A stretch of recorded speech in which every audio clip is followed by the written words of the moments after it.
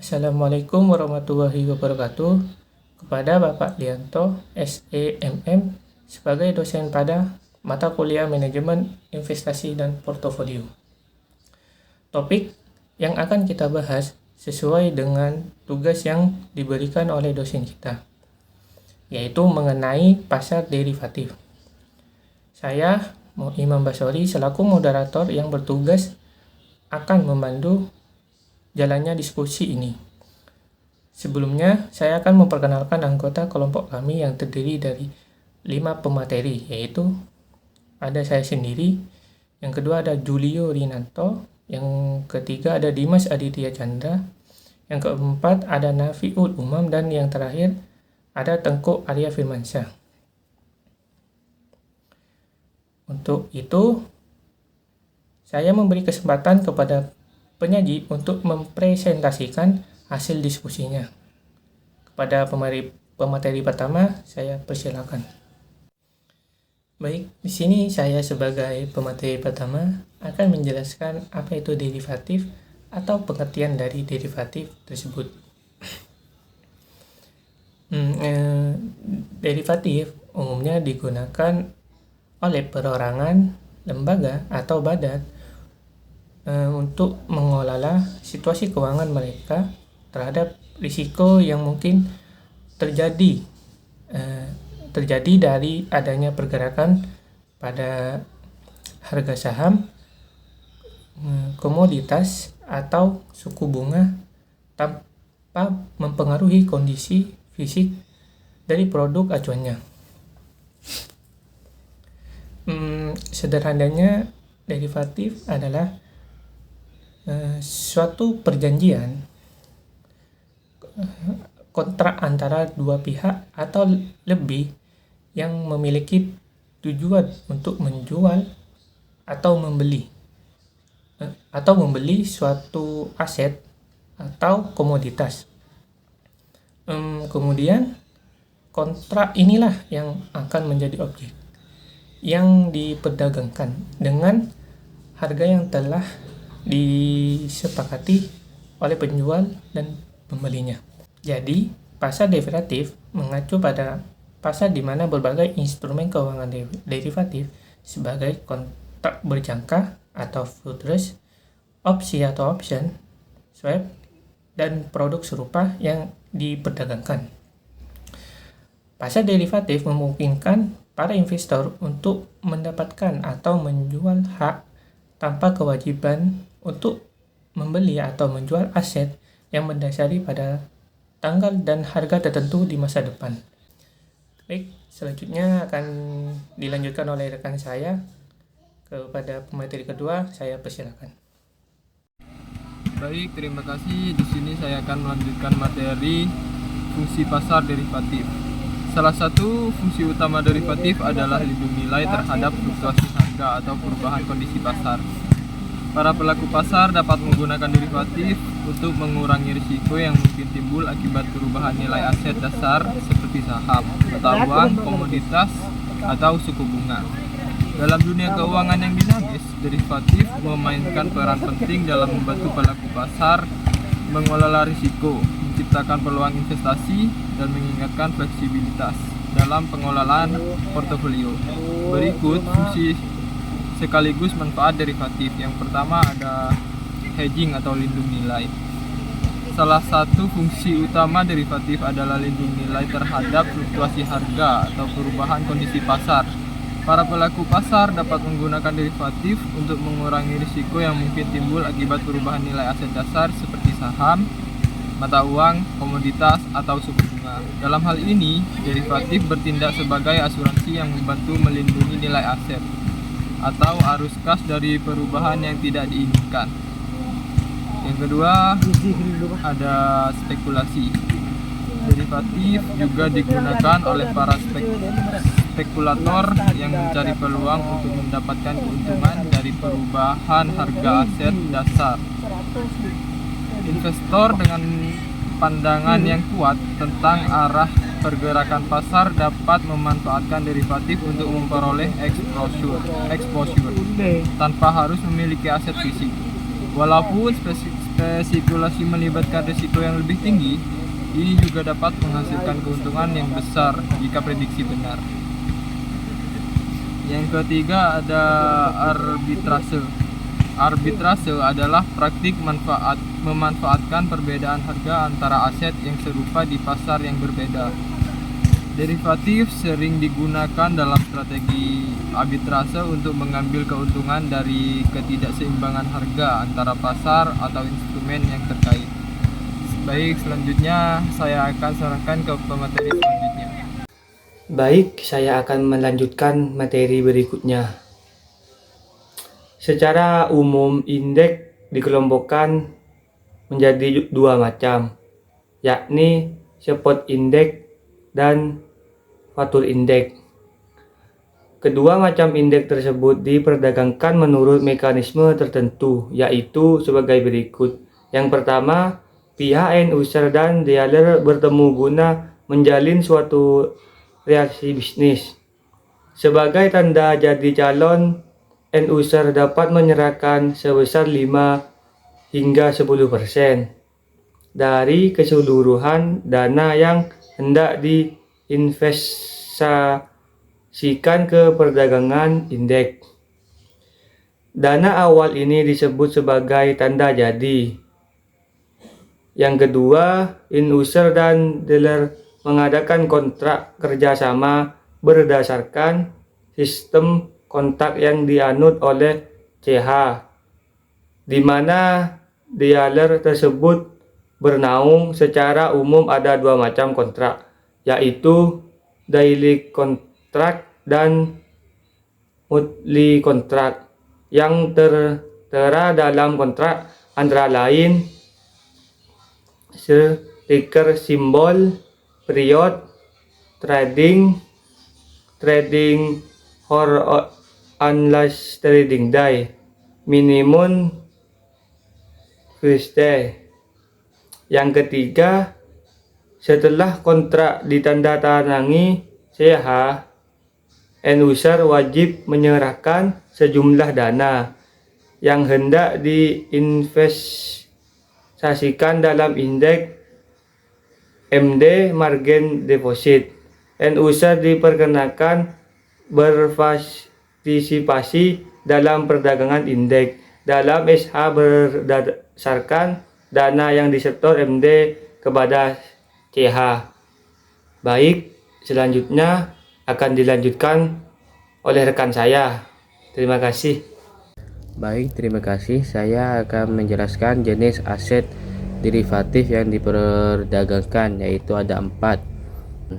Satu, yaitu opsi. Opsi adalah kontrak derivatif keuangan yang memberi pembeli hak, namun bukan kewajiban, untuk membeli atau menjual aset dasar pada harga tertentu, disebut dengan strike price selama periode waktu tertentu. Opsi Amerika dapat dieksekusi kapan saja sebelum jangka waktu opsinya berakhir. Sebaliknya, opsi Eropa hanya dapat dieksekusi pada tanggal kadaluarsanya. Dan yang kedua yaitu kontrak berjangka. Kontrak berjangka adalah kontrak standar yang memungkinkan pemegang kontrak untuk membeli atau menjual aset dasar masing-masing pada harga yang disepakati pada tanggal tertentu. Para pihak yang terlibat dalam kontrak berjangka tidak hanya mempunyai hak tapi juga berkewajiban untuk melaksanakan kontrak sesuai kesepakatan. Kontrak berjangka diperdagangkan di pasar bursa, dan oleh karena itu kontrak tersebut cenderung sangat ikut dimediasi dan diatur oleh bursa. Karena sifat kontrak berjangka yang sangat terstandarisasi, mudah bagi pembeli dan penjual untuk melepas atau menutup eksposur mereka sebelum kontrak berakhir. Dan yang ketiga yaitu kontrak forward. Kontrak forward serupa dengan kontrak berjangka, dalam artian bahwa pemegang kontrak tidak hanya mempunyai hak tetapi juga berkewajiban untuk melaksanakan kontrak sesuai kesepakatan. Namun, kontrak forward adalah produk over the counter, yang berarti kontrak tersebut tidak diatur dan tidak terikat oleh aturan dan regulasi perdagangan tertentu. Karena kontrak tersebut tidak terstandarisasi, maka kontrak tersebut dapat disesuaikan dengan kebutuhan kedua belah pihak yang terlibat, mengingat sifat kontrak berjangka yang dipesan lebih dahulu. Kontrak tersebut cenderung ditahan hingga habis masa berlakunya diserahkan daripada dibatalkan. Dan yang keempat yaitu swap. Swap adalah kontrak derivatif yang melibatkan dua pemegang atau pihak dalam kontrak untuk bertukar kewajiban keuangan. Swap suku bunga adalah kontrak swap paling umum yang dilakukan oleh investor. Swap diperdagangkan di pasar bursa. Mereka diperdagangkan secara bebas karena kebutuhan akan kontrak swap yang dapat disesuaikan agar sesuai dengan kebutuhan dan persyaratan kedua pihak terlibat. Seiring dengan berkembangnya kebutuhan pasar, semakin banyak jenis swap yang bermunculan seperti kredit default swap, inflasi swap, dan total return swap. Baik, selanjutnya akan dibahas oleh rekan saya. Baik, terima kasih. Saya akan melanjutkan. Di sini saya akan membahas tentang beberapa jenis produk turunan yang diperdagangkan di BEI. Yang pertama ada kontrak opsi saham atau KOS. Kontrak opsi saham atau KOS adalah efek yang memuat hak beli atau sell option atau hak jual put option atas underlying stock atau saham perusahaan tercatat yang menjadi dasar perdagangan seri KOS dalam jumlah dan strike price atau harga yang ditetapkan oleh bursa untuk setiap seri KOS sebagai acuan dalam exercise tertentu serta berlaku dalam periode tertentu. Yang kedua ada kontrak berjangka indeks atau LQ45 futures. Kontrak berjangka atau futures adalah kontrak untuk membeli atau menjual suatu underlying atau dapat berupa indeks, saham, obligasi, dan lain-lain di masa mendatang.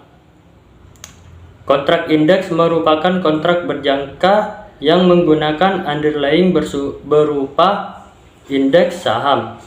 LQ futures menggunakan underlying indeks LQ45. LQ45 telah dikenal sebagai benchmark saham-saham di pasar modal Indonesia. Yang ketiga ada mini LQ futures. Mini LQ futures adalah kontrak yang menggunakan underlying yang sama dengan LQ futures, yaitu indeks LQ45.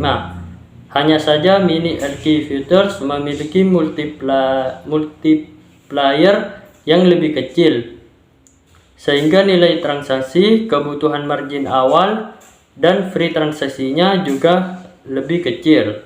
Produk mini LQ futures ditunjuk bagi investor pemula dan investor retail yang ingin melakukan transaksi LQ dengan persyaratan yang lebih kecil. Yang keempat ada LQ45 futures periodik. Kontrak yang diterbitkan pada hari bursa tertentu dan jatuh tempo dalam periode hari bursa tertentu. Terdapat beberapa tipe kontrak, yaitu yang pertama ada periodik 2 mingguan. Kontrak periodik 2 mingguan yakni kontrak yang jatuh tempo pada hari bursa terakhir minggu kedua sejak penerbitan kontrak. Yang kedua ada periodik mingguan atau 5 hari bursa. Kontrak periodik mingguan atau 5 hari bursa yakni kontrak yang jatuh tempo pada hari bursa kelima sejak penerbitan kontrak. Dan yang ketiga atau yang terakhir ada periodik harian atau 2 hari bursa. Kontrak periodik harian atau 2 hari bursa yakni kontrak yang jatuh tempo pada hari bursa kedua sejak penerbitan kontrak. Yang kelima ada Japan atau JP Futures. Produk ini memberikan peluang kepada investor untuk melakukan investasi secara global, sekaligus memperluas rangkaian dan jangkauan produk derivatif BEI ke produk yang menjadi benchmark dunia. Dengan Japan atau JP Futures memungkinkan investor menarik manfaat dari pergerakan pasar Jepang sebagai pasar saham paling aktif setelah pasar AS. Sekian dari saya. Selanjutnya saya kembalikan kepada moderator. Baik, terima kasih kepada teman-teman saya yang sudah memaparkan materi. Mungkin itu saja dari kelompok kami.